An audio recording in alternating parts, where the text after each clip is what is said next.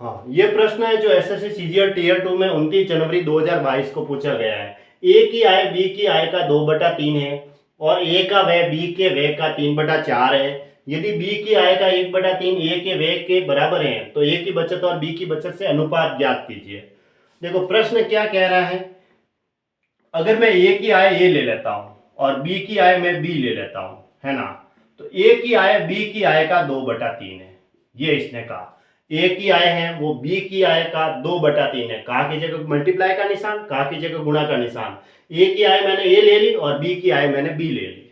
ठीक है, ऐसा लिख देता हूं, ए की आय समझाने के लिए लिख रहा हूं, एग्जाम में आपको ऐसे लिखना नहीं है। एग्जाम में आपको फास्ट करना होता है ना, वहां पे लिखना नहीं है। ए की आय ए ले ली, बी की आय मैंने बी ले ली। फिर ये कह रहा है कि ए का व्यय बी के व्यय का 3/4 है।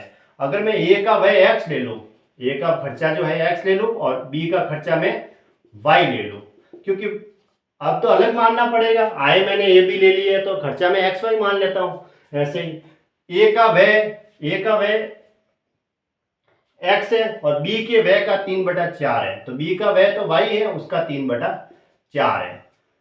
ठीक है, फिर एक लाइन और दे रखी है, बी की आय, यदि बी की आय क्या थी, बी की आय बी थी, बराबर क्या कह रहा है ये, यदि बी की आय का 1/3, बी की आय बी थी उसका 1/3 ए के व्यय के बराबर है। ए का व्यय कितना है, ए का व्यय है एक्स, उसके बराबर है, ये कह रहा था। पहली लाइन थी ए की आय मैंने ए ले ली, बी की आय का 2/3 है, तो बी की आय का 2/3 क्या, ये ऐसे ए की आय बराबर बी की आय का 2/3। फिर आगे कह रहा है ए का व्यय बी के व्यय का 3/4 है, तो ए का खर्चा मैंने एक्स ले लिया, बी का खर्चा वाई ले लिया। ए का खर्चा एक्स वो किसके बराबर है, बी के खर्चे के 3/4 के बराबर। फिर यदि बी की आय का 1/3, बी की आय बी थी उसका 1/3 ए के खर्चे के बराबर है, ए के व्यय के बराबर है, ए का खर्चा एक्स है उसके बराबर है। अब हमें ए की बचत और बी की बचत से अनुपात निकालना है, तो यहाँ निकाल लेते हैं, ए की बचत और बी की बचत, इसका अनुपात निकालना है।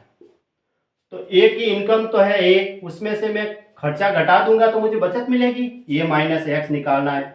बी की आय थी बी और उसमें से मैं खर्चा वाई माइनस करूंगा तो मुझे बचत मिल जाएगी, बी माइनस वाई निकालना है। ठीक है, अब देखो मुझे b की वैल्यू यहां से मिल जाएगी, कितनी मिलेगी, b बराबर 3 वहां चला जाएगा गुणा में, तो b बराबर कितना हो जाएगा, 3x हो जाएगा। वो मैं यहां रख दूंगा 3x माइनस। ठीक है, x के फॉर्मेट में लिखता हूं ताकि x कॉमन आके कट जाए।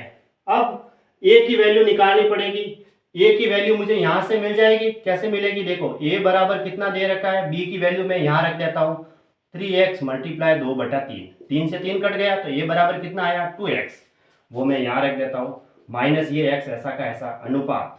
अब मुझे y की वैल्यू चाहिए x के फॉर्मेट में, ताकि x है वो कॉमन आके कट जाए, मुझे यहां से मिल जाएगी y की वैल्यू। देखो y बराबर हो जाएगा 4 को x से गुणा किया 4x/3, यानी ये y की वैल्यू भी आ गई, वो मैं यहां रख देता हूं 4x/3। अब इस ऊपर से भी यहां से भी x कॉमन आ रहा है, इसमें से भी x कॉमन आ रहा है, वो तो कट जाएगा, वैसे भी 2x में से x गया तो x अनुपात 3 को 3 से गुणा किया 9x में से 4x माइनस हुआ तो 5x/3, ये x से x तो कट गया।